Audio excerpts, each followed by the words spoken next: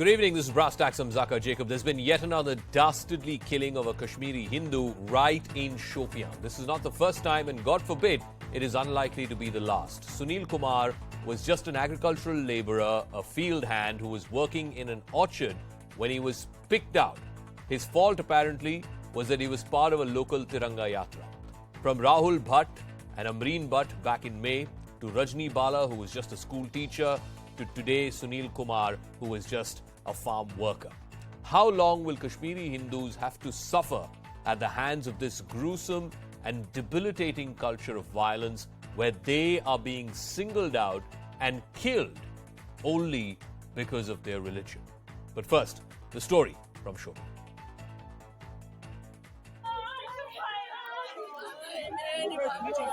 The valley of death strikes again as terrorists target Hindus in Kashmir.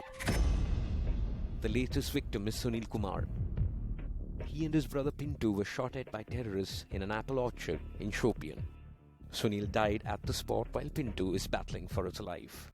दो militant आगे इन्होंने पहले उनसे नाम पूछा और उसके बाद उन पर फायरिंग की है। AK-47 से गोलियां चलाई, जिससे जो सुनील कुमार है शदीद तौर पर जख्मी हो गया और वो दम तोड़ बैठा। और बाद में जो है पिंटू कुमार को यहाँ से जो डिस्ट्रिक्ट हॉस्पिटल शुक्रान है वहाँ रेफर किया गया है। Sunil is the sixth Hindu minority in the valley to be killed in the last 4 months. 5 बेटी है, 5 बेटे छोटा है। और वो यहाँ है, वो तो बेचारा बाग में काम करता है, वहाँ यहाँ क्या करेगा वो situation. Government employee Rahul Bhatt was gunned down inside his office in Budgam on the 12th of May. On the 31st of May, Rajni Bala, a teacher, was shot dead at a school in Kulgam. On 2nd of June, a terrorist walked into a bank in broad daylight in Kulgam in South Kashmir and opened fire, killing Vijay Kumar, an employee at the bank. And now it's Sunil Kumar. Make no mistake, these are not random killings. Rahul, Rajni, Vijay and Sunil were all targeted by terrorists because they were from the Hindu community. We are unnecessarily, trapped between these two forces on both sides of us, and we become a scapegoat. We are fodders in the hands of terrorists. ये बिल्कुल शर्मनाक बात है कि अभी भी कश्मीरी पंडितों के साथ वही अत्याचार हो रहा है। मतलब कश्मीरी पंडित क्या, वहाँ पर तो अपने ही लोगों को मार रहे हैं। जो भी हिंदुस्तान के साथ खड़ा है उसको वो मार रहे हैं। Lashkar-e-Toiba offshoot Kashmir Freedom Fighters has claimed responsibility for Sunil's killing. Pakistan wants bloodbath in Kashmir. Pakistan wants to turn Kashmir into graveyards.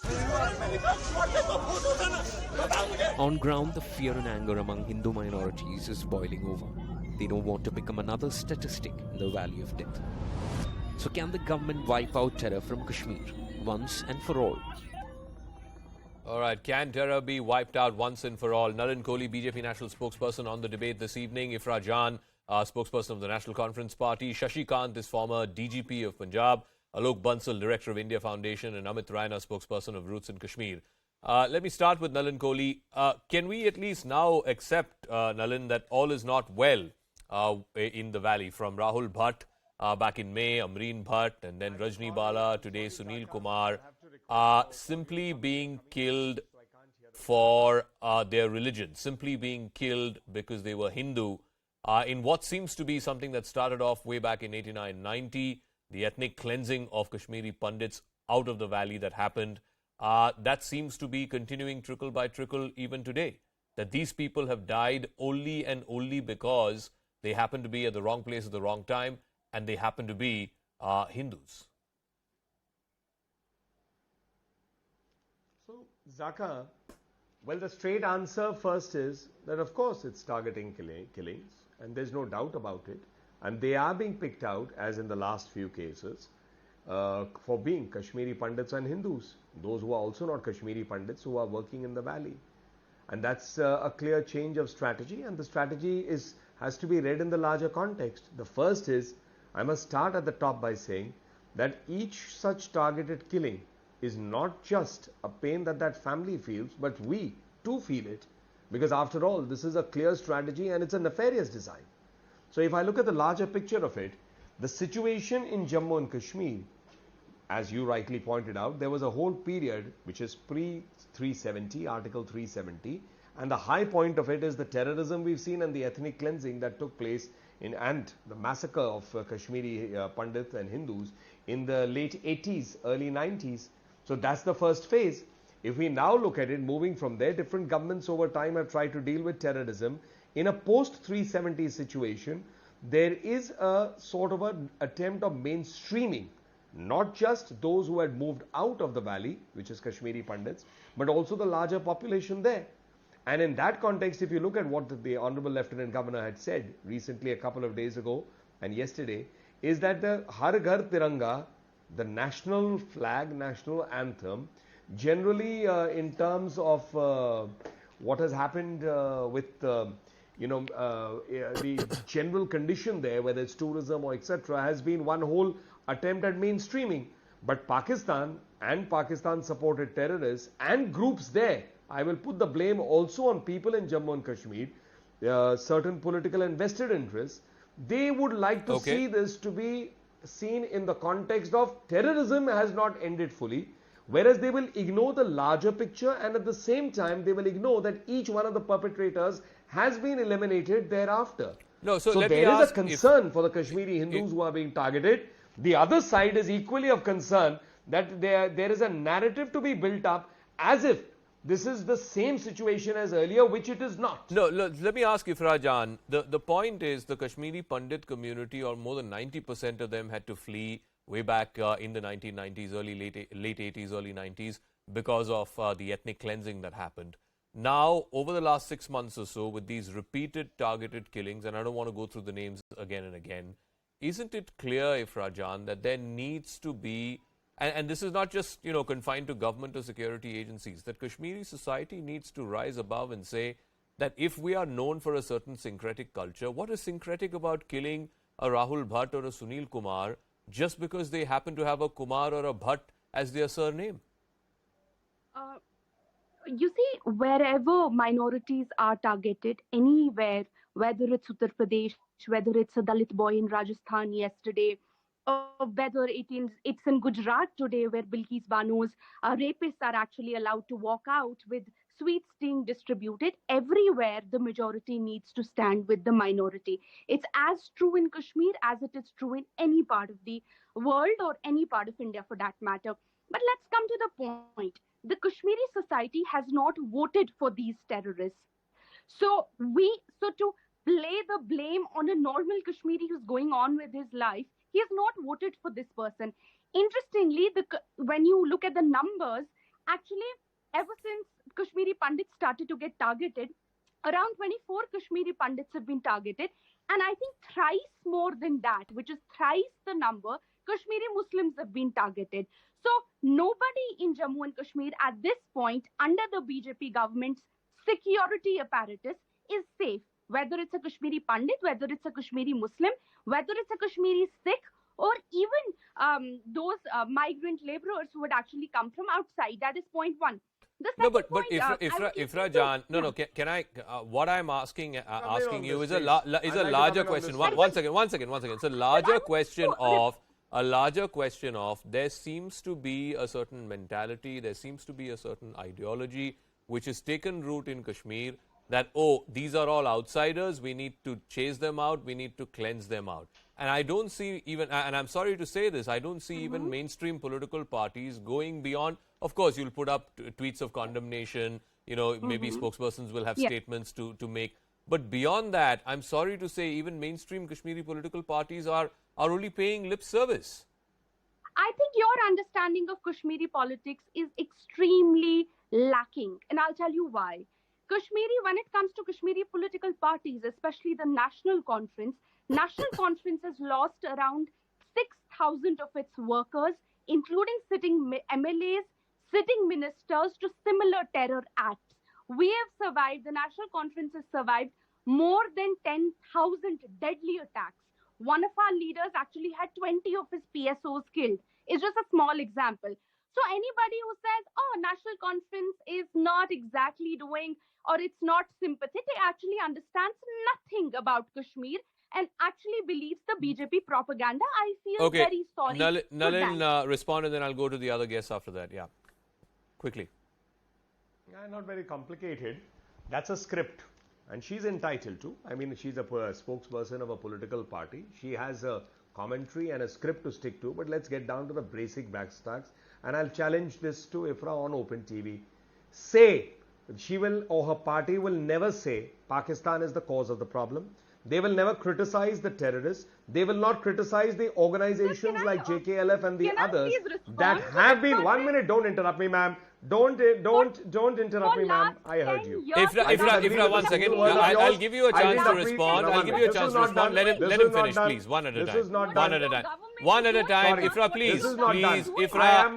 Ifra, I request you. He did not interrupt you. Let him finish, and then I'll come back. I'll circle back to you. Okay. Nalin, quickly though, please. And I disagree. She tried to start a political thing by dragging Gujarat into this. So I'm going to damn well take it up straight and take the challenge up. So I'm saying, I challenge the National Conference to stand up there, and their leader says that I'd rather have China come into Jammu Kashmir and free us and give us back 370. This is the stand of their senior leader, Dr. Farooq Abdullah. Stand up and say that Burhan Wani was a terrorist. Stand up and say that you condemn the terrorists, you condemn the organizations that propagated terrorism like the JKLF. Stand up and say Pakistan is the problem, that we as Indian citizens are one and we consider Pakistan to be the problem, not the party that you should be talking to in that sense. Yeah. Okay, now Ifra respond, after which I need to go to the three other guests who are patiently waiting. Yeah, Ifra, quick response, yes. Yeah, Pakistan is absolutely the problem, and National Conference says this because it's lost thousands of workers to terrorism, and BJP government has been an absolute failure on ground because they've been governing Jammu and Kashmir for last 10 years. Their security apparatus has been one hell of a failure, and they need to resign because they clearly cannot protect the lives of people of Jammu and Kashmir. Okay. I want to go to the other guests, please. With your permission, let me now move on to the others, please. Nalin and Ifra, 1 second. Otherwise, it's been 10 minutes. It's been 10 minutes since the debate began. I want to go to Amit Raina, Alok Bansal, and Mr. Shashikant. Amit Raina, you and your family had to leave in the early 1990s because of this pogrom that was happening. Now, the data that's been shared by the government as recently as July the 20th in Parliament on the number of, the killings, as it were, or the number of killings coming down, what has been shared was that in 2022, only 135 in 2022, 135 terrorists have been eliminated. In 2021, 105. In 2020, 154. In terms of the post-Article 370 revocation, the number of civilians has come down, the number of civilians killed has come down from 406 down to 128. But is this any relief or any succor for people like Sunil Kumar and his family who was killed today? Is the reality on ground borne by the numbers that's been put out by the government? See, the reality is in numbers itself, and reality is what Ifra Jan said right now. You tried your best to ask her, request her to get the Kashmiri community stand up and condemn. She refused. What did her party do when Akbar Lone, the sitting MLA in the assembly, went and said Pakistan Zindabad? They awarded him the ticket from North Kashmir and sitting MP from National Conference in today's parliament. So that is the way they behave. So you expecting the mainstream regional parties of Jammu and Kashmir to condemn terrorism is never going to happen.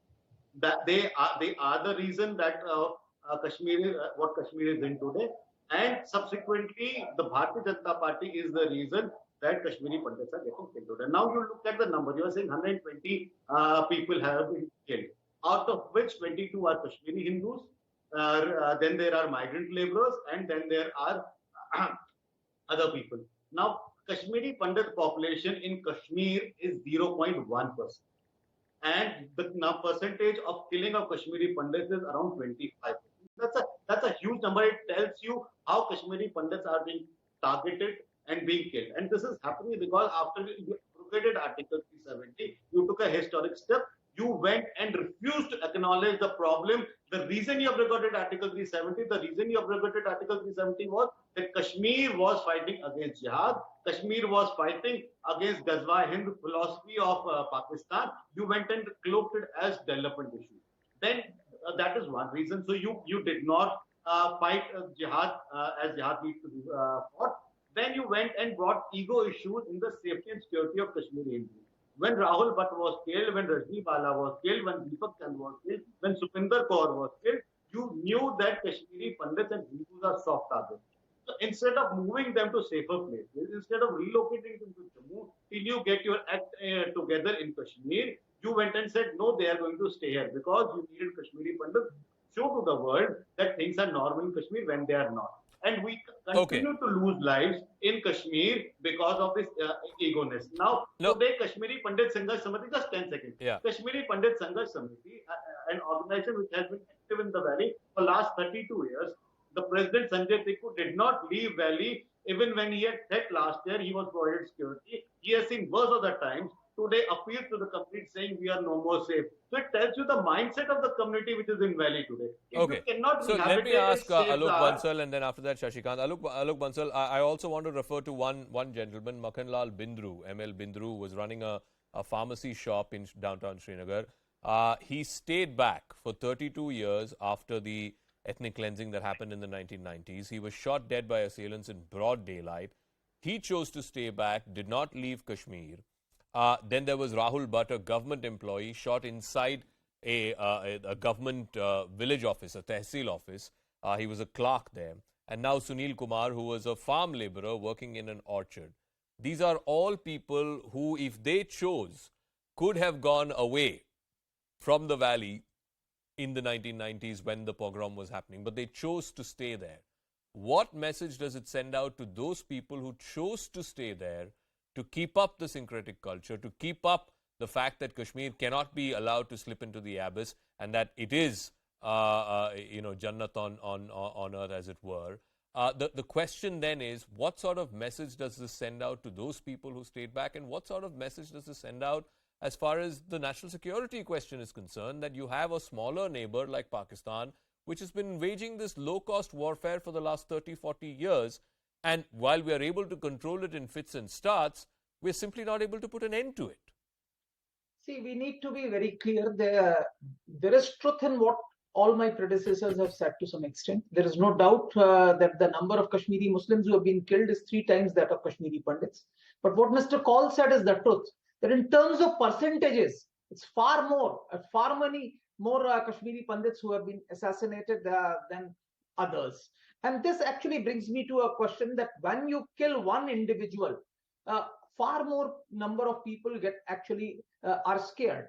Now, by killing one individual in Shopian, you have sent a message to all the Kashmiri Pandits who were thinking of coming back to look after their orchards or their property, that they are not safe. Now, what can the government do? Government is providing security, because whatever reports I have received from Shopian was that these people had a posse of 5 security personnel who had been provided to look after them. Unfortunately, for whatever reason, when they went out, the security entourage was not with them, and that's been killed. Now, how to provide security to Kashmiri Pandits? One way is, of course, as Mr. Kaul says, relocate them to Jammu. But then if you relocate them and they remain relocated for a long period of time, their attachment, their linkages with their traditional land will actually disappear. To my mind, I think we need to set up new urban conglomerates in Kashmir Valley, and which it very much needed, actually. We need to set up fresh urban settlements where these Kashmiri Pandits could be settled, where you could have cantonments, where you could have government offices, where you can have government officials colonies, you can have ex-servicemen colonies. All these may be brought in. To my mind, Jammu and Kashmir today needs newer urban settlements, which is required. As far as Pakistan is concerned, Pakistan will continue to push cross-border terrorism, because Pakistan does not want normalcy to return to Jammu and Kashmir. Because if normalcy returns to Jammu and Kashmir, the whole agenda of Pakistan gets defeated. Now, we are doing a good job. We are eliminating a large number of terrorists at the line of control and at international borders. But you can never be sure of 100% success. Some odd person will sneak in. So this process will continue. It is actually regrettable that we had such tragic incidents. But if you see in absolute numbers, the number of violent incidents that have taken place before 5th August 2019 and post 5th August 2019, there is a huge drop. The in numbers fact, have come just to give down, you an example, if you take almost 1,000 days before 5th August 2019 and 1,000 days after 5th August 2019, there is a drastic fall, almost to the extent of 50%. Okay, but let me ask Mr. Shashikant, because Kashmir, Kashmir is actually a very tragic. Kashmir is not the only state that has seen decades of this kind of terrorism. We saw that in Punjab as well. But something changed in Punjab in the late 80s, early 90s. Of course, there was policing. It was best exemplified by Mr. KPS Gill. But it was not just policing. It was about how Punjabi society came forth and said that we can't have any more part in this. We can't be seen as this anarchist society that is demanding a separate state or demanding a separate this thing. It was not just about the policing tactics. Of course, they played a very important part. But why is it that the Indian state and successive governments, whether they are BJP-led, Congress-led, or local parties-led there in Kashmir, have simply not been able to put an end to this problem in a way that we've managed to do in Punjab, to a great extent? Yeah, I'll just make some highlights instead of going in for big direction. The topic here is, I think, the targeted killings in Kashmir. Then I'll come to Punjab also. 24 targeted killings. And it is obvious, more than obvious, that Pakistani hand is there. And there has been a change of strategy from the militants. But I'm sorry for militants, I'll call them terrorists. They are hardcore terrorists, nothing else. They certainly learned their lesson from whatever had happened in Punjab. One of the main reasons why terrorists could be neutralized and the situation could be controlled in Punjab was that they stopped harassing, killing, raping, looting the Sikh population, because they were getting alienated. This is what exactly is going on in Kashmir. The lady out here said that number of supporters of one political party or the other, they were killed. And now they're shifting it on to Kashmiri Pandits, the KPs. And to make the matter worse, you see that earlier these terrorists, they were working overground. Now mostly they are working underground. Get into an office, get information, kill someone, go to a shop, kill someone. And ever since Pakistan has been under sort of pressure from the international community because of this Financial Action Task Force, now they have floated new terrorist organizations, because earlier that people have started thinking that, okay, jihadi, this and that means they are terrorists. Now the organizations which are working is Resistance Front of Kashmir, Kashmir Tigers, People's and Fascist Fronts, United Liberation Front. The entire strategy is changed. Now, if you look at the killings, recent killings, yes, certain Muslims, certain Kashmiris, Kashmiri Muslims, they have been killed. But now again, the target is basically on whatever had happened in 89 and 90. And again, I will not call it cleansing. It's basically ethnic genocide, where they're just attempting and looking at one particular community, one particular group, and trying to eliminate and trying to take them out. Now, what had happened? Government of India planned so many, they were talking about some certain conglomeration, certain housing projects in urban sectors. Okay. Number one, they're going slow. Some of them were certainly, they came up. But again, from there, people have been migrating out of the state. Now, the entire situation, we have to take this thing into account. Now that there's been a deliberate change in the tactics of the terrorists working in Kashmir, so we have to act accordingly. And I don't know, because the political situation out there is a total mess.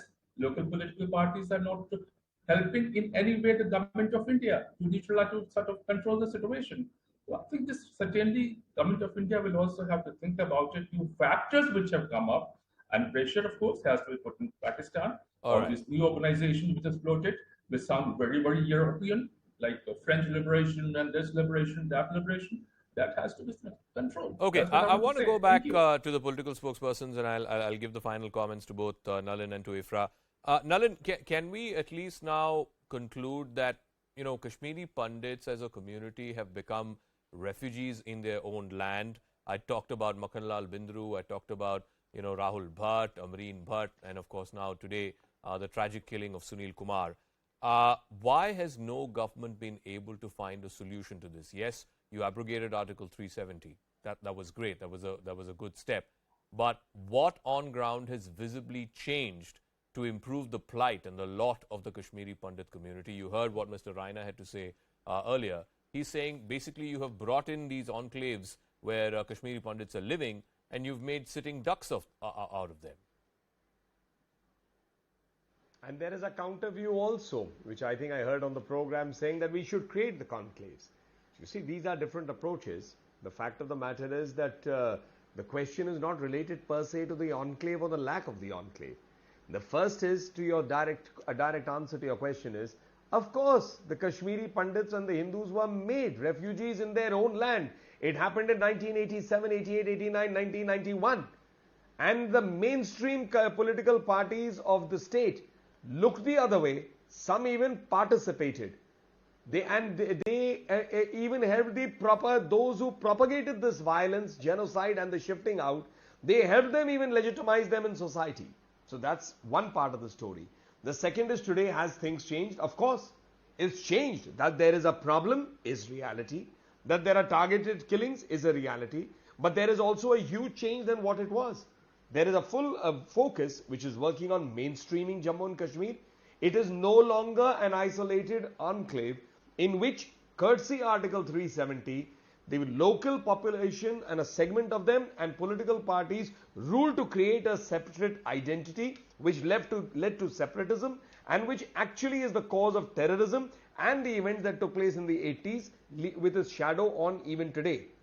That today there is, at least in the valley and particularly there, ordinary Muslims and Hindus looking at a normal life beyond the entire period of terrorism, stone pelting, and the terrorists are more and more foreign terrorists being gunned down. The support structure for them is dying out. It's a huge change. But is the problem over? No. We have a journey to do so, and that journey will happen when everyone in Jammu and Kashmir, including the political parties, they stand up in one voice and work in tandem against those who are trying to destabilize. Okay, Ifra, I'll give you the final word. I don't want to go back into history, but everybody knows who was ruling in Kashmir in 1989 when the exodus of Pandits started happening. But anyway, I don't want to go into a history lesson. I just want a very quick response as to why is it that mainstream parties can't seem to come together to find a solution to this problem. Don't say mainstream political parties. Of course I will. Of course it is mainstream please let me respond, parties. Zaka, because I'm not going to make a point. Number one, I heard you, Mr. Kohli speak, and he laid the entire blame on the opposition. And what has the BJP government done for the last 10 years other than being an absolute failure? We did not hear that. Number two, a quick point. In 1989, when for the first time Kashmiri Pandits left en masse, it was the BJP government in the center, in the support of the VP Singh government, and Jammu and Kashmir was ruled by a governor, Jagmohan Malhotra, who was an RSS person. Jagmohan Malhotra came in on 21st of January 1990. Yeah, he was not there in 1989. Anyway, he was not there in 1989. Let's leave that aside. He was not there in 89. But please answer my question, ma'am. Let's not go into a history lesson, please. Yeah, answer my question. No, please let me respond. Yes. I would want to say what I have to say. You can't tell me what I have to say. No, but you can't be factually wrong. You can't be factually wrong. That's all. Yeah. I cannot be shouted down like this. Yes. So the last attack we saw before the abrogation on Kashmiri Pandits was in 2003. During our government, during National Consensus government, Pakistan was there. The jihadi mentality was there. Everything with the terror setup was there. Yet, in 2010, National Conference came up with a scheme to get Kashmiri Pandits back in support. It was actually devised by the UPA government as well. Our government received 30,000 applications from Kashmiri Pandits saying that they want to come back, and we settled 6,000 Kashmiri Pandit families in the valley. Ma'am, till you were there, it was only 1,200 and jobs. Today, Kashmiri Pandits are sitting on a dharna under the BJP government for last Incorrect. 90 days. You are deliberately being saying that factually they want to incorrect. get back. You are deliberately being factually incorrect. Sir, You are deliberately being factually incorrect. लोगों के बारे में You क्या are कहा? lying. You are not being factually incorrect. You are lying and lying through your Data teeth. out in public. You are lying out of your teeth. 6,000 तो अभी भी नहीं है. आपके टाइम पे 6,000 कैसे हो गए थे? 6,000 तो आज भी नहीं है. Even today's number is not 6,000. How was it 6,000 at your time? Has No, very you clearly please said do that not lie. Kashmiri Pandits like Please you do not lie. represent them. KPSS, Kashmiri Pandit community has clearly said that Kashmiri Pandits like you who speak on behalf of the BJP do not represent them. Yes, जो and that is KPSS why की बात that कर is why रहे yes, हैं. Okay. it is no more safe. That is why I have to end the debate. I want to leave it. I want to leave this thought for our viewers. Thank you to Nalin, to Ifra Jan, to Amit Raina, Alok Bansal, and of course Mr. Shashikant. I'll leave with this thought that at the end of the day, the basic requirement of any civil society, any civilized society, is security. That you should be confident, you should be free to be able to live, work, go about your daily chores, as it were, without the fear that you are going to be singled out in a market or a government office or a farm just because your surname happens to be a Kumar or a Bhatt. And that is what has been happening to Kashmiri Hindus and Kashmiri Pandits over the last 6 months or so. It is a sad retelling, if you will. Not quite in the scale that we saw in the late 80s and early 90s, but clearly if people are being targeted for their faith, then that is something that we really, it is abhorrent to the idea of a civilized society. We hope that the